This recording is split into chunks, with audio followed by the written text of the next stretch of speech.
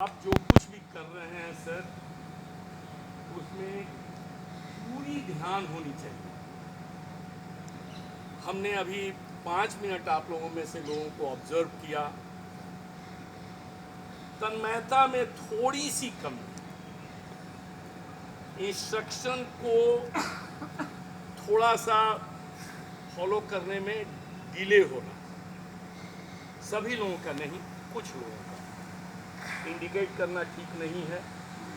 लेकिन जब जहाँ बैठे हुए जिस समाज में आप हो सकता है कि बहुत अच्छा अपने जानकार हो, लेकिन जो आचार्य का इंस्ट्रक्शन हो उसके पीछे उनका पूरा स्वाध्याय होता है, और वो जब देते हैं तो थोड़ी सी उसमें उसको फॉलो करना जरूरी है। प्राणायाम में प्राण और आयाम दो शब्द हैं। प्राण को लोग श्वास से जोड़ देते हैं कि श्वास ही प्राण।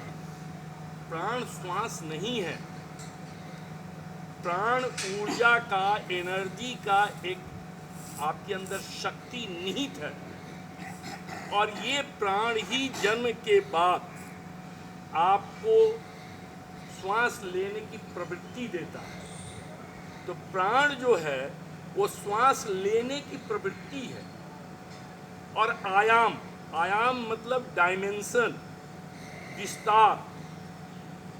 तो हमारी जो भी जीवनी शक्ति चल रही है इसी प्राण की ऊर्जा के ऊपर, ये प्राण जो है हमको एनर्जी लेने के लिए प्रेरित करता है, और इस प्रेरणा को हमको थोड़ा सा डायमेंशन बढ़ाना है, क्योंकि हमारा पूरा शरीर जो है वो हम एक ऑर्गेनाइजेशन है। हमारे अंदर असंख्य कीटाणु जीवित हैं।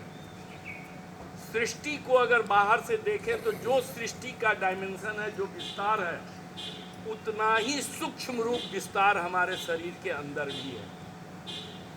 हमारे अंदर असंख्य जीव जी रहे हैं, हम भी कहीं इसी अंदर शरीर के अंदर हैं। कहाँ हैं नहीं जानते, क्योंकि हाथ काट दीजिए फिर भी हम जिंदा हैं, पैर काट दीजिए फिर भी जिंदा हैं, कोई ऑपरेशन कर लीजिए फिर भी जिंदा है, हार्ट को दूसरा मैकेनिज्म पर डाल दीजिए आप फिर भी जिंदा है। तो कहीं ना कहीं हम समग्र रूप से इस शरीर के अंदर हैं, और हमारे अंदर जितने भी बैक्टीरियाज हैं जो हमारे शरीर को चलाने के लिए निहायत कॉन्स्टिट्यूएंट पार्ट हैं, those are also very important, और वो भी हमारे शरीर के लिए कहीं ना कहीं कंट्रीब्यूशन दे रहे हैं। तो हम जो कुछ भी हैं, हम एक मेजर पार्ट इस शरीर का ढो रहे हैं। तो जो मेजर पार्ट ढोता है और सभी की समग्र प्रॉपर्टी होती है, उसका जो होता है वो मैनेजिंग डायरेक्टर हो जाता है। तो सबसे पहला चीज समझिए कि हम अपने शरीर के मालिक नहीं हैं, हम अपने शरीर के मैनेजर हैं। मैनेजर जो प्रबंध करता होता है, प्रबंधकर्ता के ऊपर उस पूरी ऑर्गेनाइजेशन को चलाने की रिस्पॉन्सिबिलिटी होती है। मालिक एटीट्यूड से बाहर निकले, हम अपने शरीर के मालिक नहीं हैं, क्योंकि इसमें असंख्य जीव जो जी रहे हैं वो भी यही शरीर क्लेम कर रहे हैं, यही ऑर्गेनाइजेशन क्लेम कर रहे हैं, और हम जो अंदर हैं हम भी इसी शरीर को क्लेम कर रहे हैं। तो कोई भी साझा चीज किसी एक की प्रॉपर्टी नहीं हो सकती। तो हम जो कोई भी हैं, आई एम सिंपली मैनेजर। अब ये मैनेजर हम जो बता रहे हैं, मैनेजर और मालिक में अंतर क्या है? मालिक जो होता है, जब भी हम मालिक के एटीट्यूड से चलते हैं तो मालिक हमेशा कोई भी चीज लॉस करे तो छाती पीटता है, रोता है, हाय मेरा इतना बर्बाद हो गया, मैं तो लूट गया। लेकिन एक मैनेजर उस स्थिति को नियंत्रित करके अपना कार्य चलाता है। तो जब हम मालिक के एटीट्यूड में रहेंगे तो हमारी कहीं एक उंगली भी टूट गई तो हम रोना शुरू कर देंगे कि मेरी उंगली टूट गई, फिर उसके बाद सारा काम ठप। लेकिन एक मैनेजर कहेगा ठीक है ये उंगली टूट गई, बाकी 4 उंगलियों से काम करो और अभी की जो स्थिति है उसको देखो। तो सबसे पहला जीवन का एक स्टाइल समझ लीजिए, don't think yourself you are owner of this body, rather you are manager of this body. Clear sir? आप इस शरीर के प्रबंधकर्ता हैं, आप इस शरीर के मालिक नहीं हैं। अब जो इतने सिस्टम को हम ले करके चल रहे हैं, इस ऑर्गेनाइजेशन को चल रहे हैं, सबका भोजन एक है और वो है ऑक्सीजन। जितने भी जीवाणु हमारे अंदर जी रहे हैं उनका भोजन ऑक्सीजन है, और मैं जो जी रहा हूं मेरा भी भोजन ऑक्सीजन है। तो अपने एम्प्लॉय से, अपने शेयर होल्डर से बात कैसे करें, क्योंकि शरीर हर पल कुछ न कुछ अंश में डिके कर रहा है।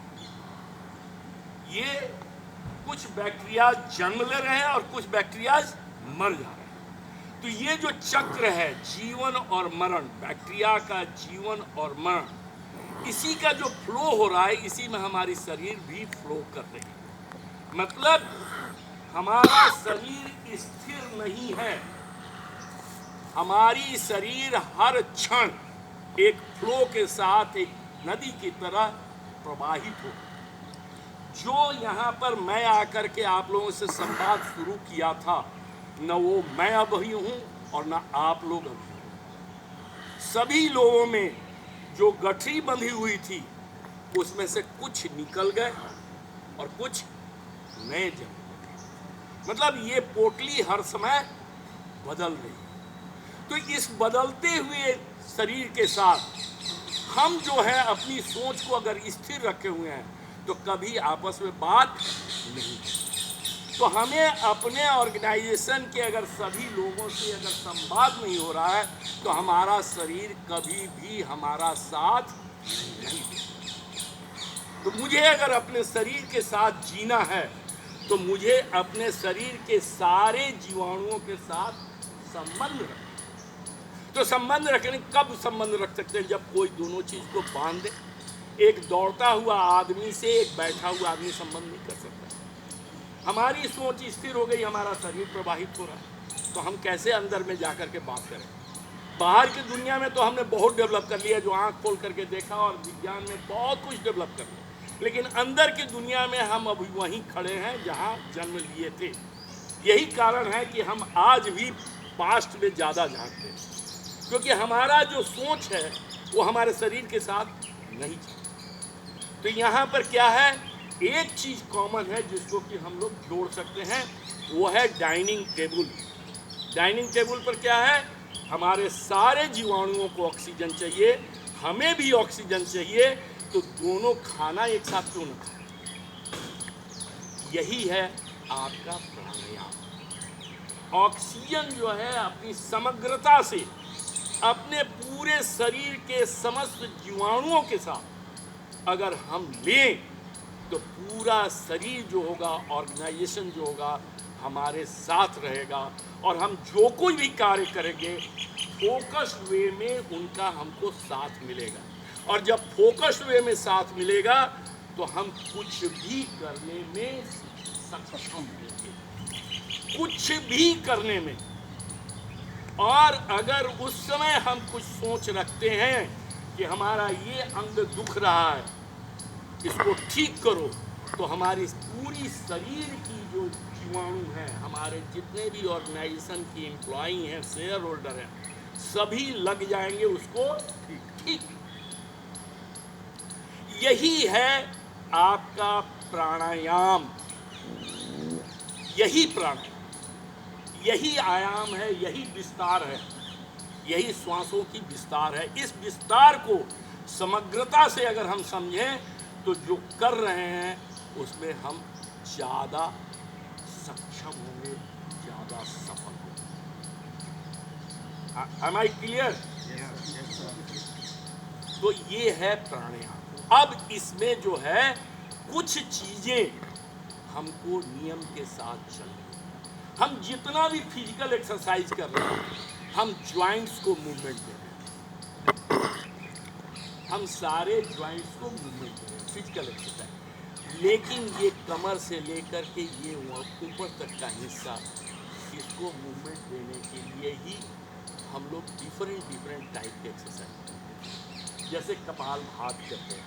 कपालभाति से क्या है, नाभि के नीचे वाला पोर्शन पूरा एक्टिवेट हो, जिसमें पाचन शक्ति है, पैंक्रियाज के ऊपर आ गया, पाचन शक्ति है, किडनी है एंड रिप्रोडक्टिव सिस्टम। इन सबों को एक्टिवेट करने के लिए हम करते हैं कपालभाति। इसको करते हैं, ये पूरी सिस्टम को, निचले पोर्शन को एक्टिवेट करते हैं।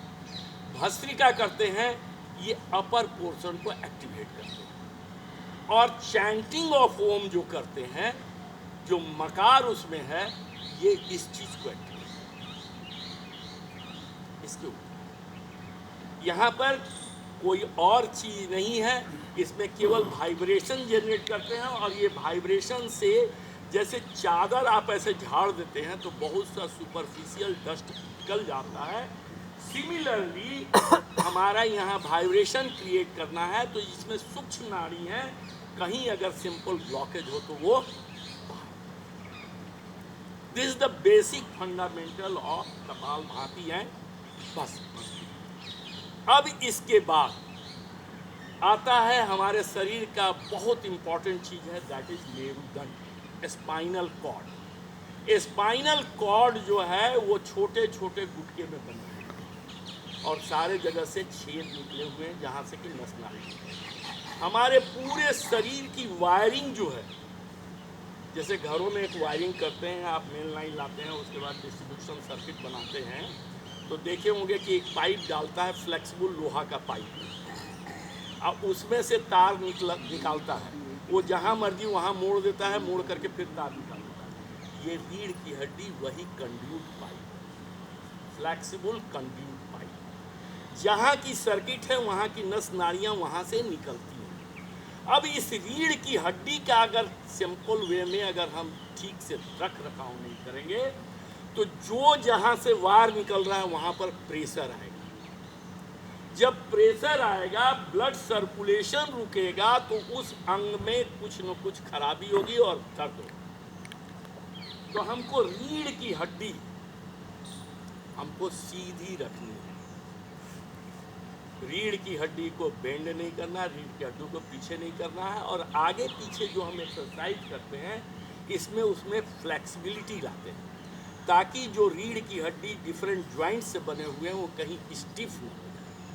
इस स्टिफनेस को दूर करने के लिए हम एक एक्सरसाइज करते हैं जो बेंडिंग है, मूवमेंट पीछे है, उलटना, ये करना। नॉर्मल वे में हम लोग सही पोस्चर को नहीं अपनाते हैं बैठने।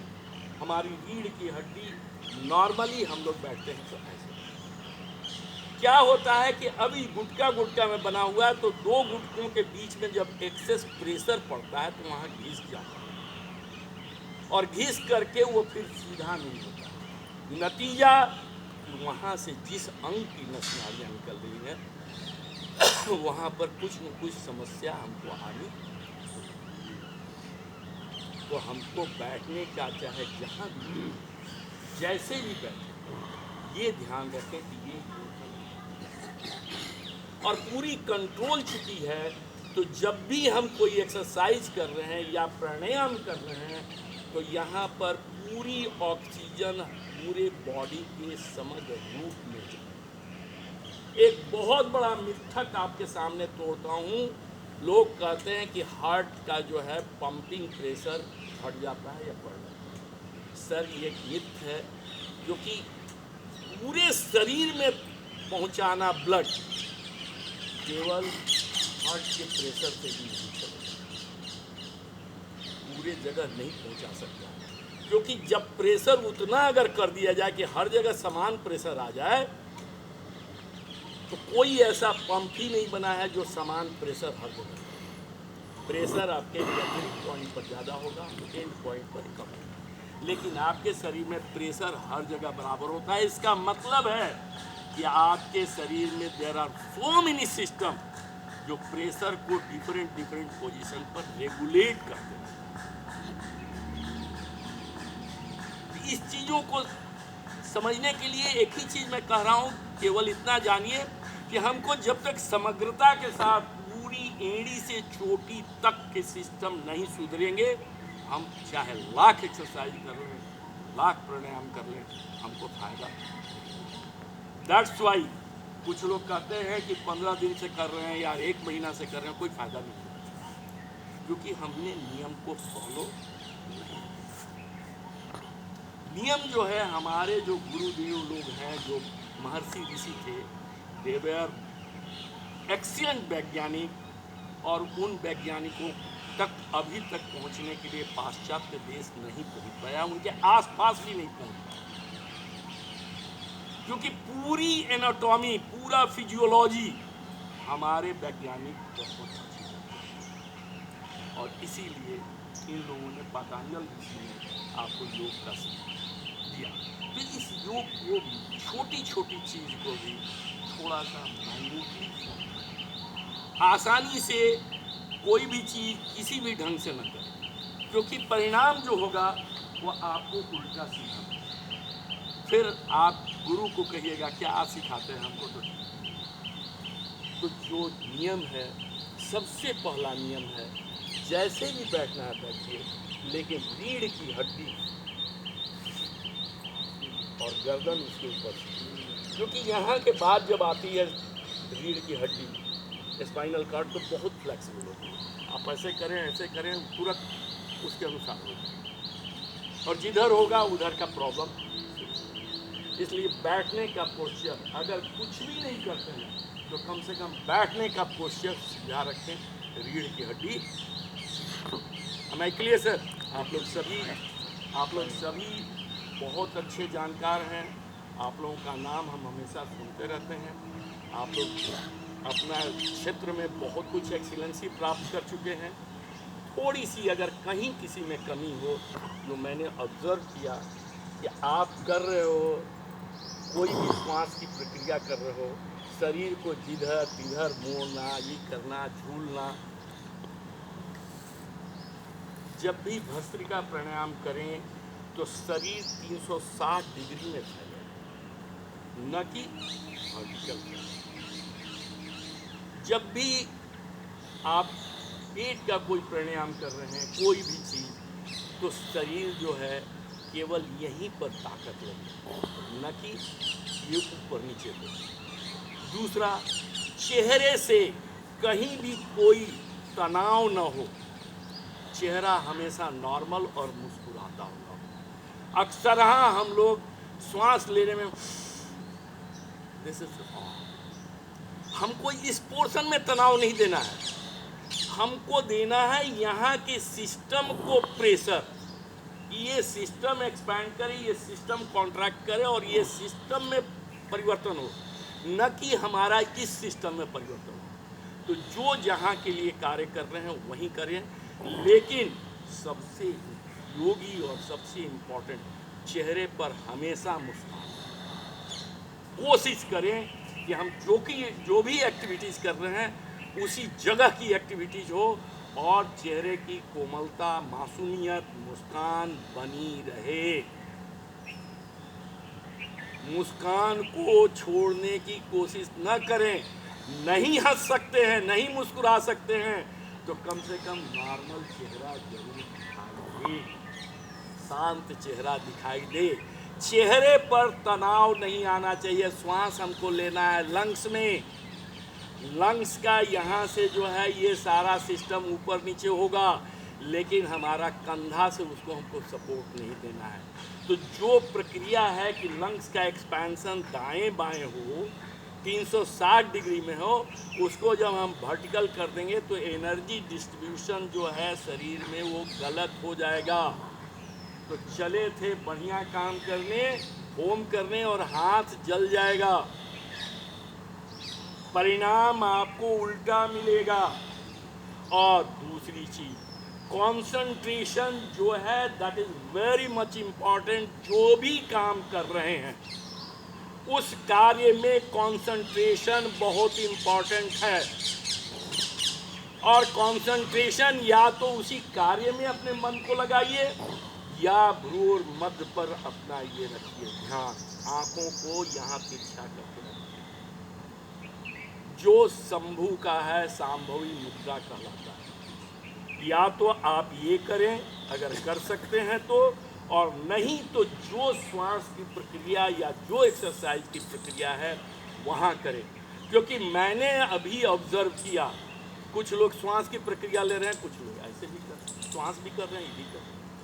जहाँ आपका डाइवर्जन होगा 2 या 3 जगह, आप समझ लीजिए कि आप जो है तीर्थ करने गए थे और घर की ही चिंता लेके गए थे, अब फिर वापस आए भगवान से भेंट।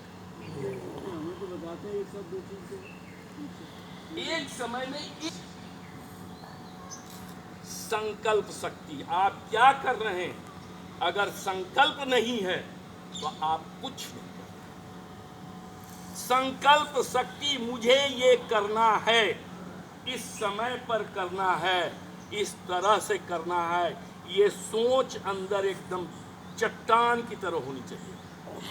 और जो प्राणायाम है, जब आप कंसंट्रेशन के साथ करेंगे तो आपकी संकल्प शक्ति भी बढ़ेगी।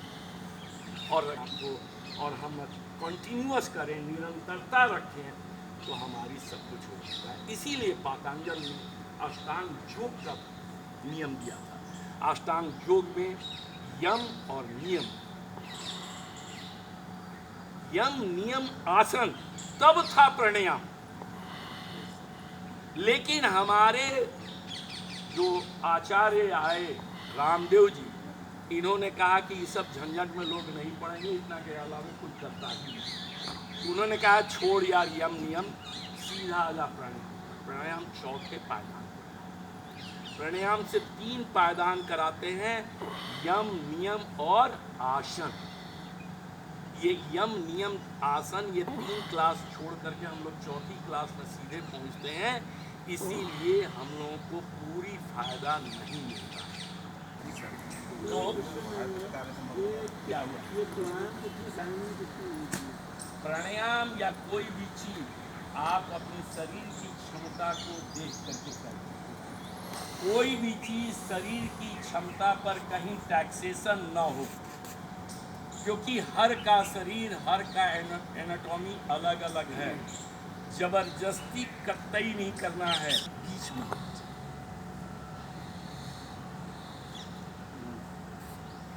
ये पैर मूलाधार के बीच में होना चाहिए। बहुत से लोग बहुत ढंग से करते हैं, ये इधर एक्सपैंड करेगा न कि वर्टिकल करेगा, और ये स्ट्रेट रहेगा, रीढ़ की हड्डी स्ट्रेट रहेगी, गर्दन स्ट्रेट, गर्दन सीधी हो, चेहरे पर कोमलता हो, मासूमियत हो, कहीं दाएं बाएं कंसंट्रेशन नहीं, फिर तीव्र गति से करें। लेकिन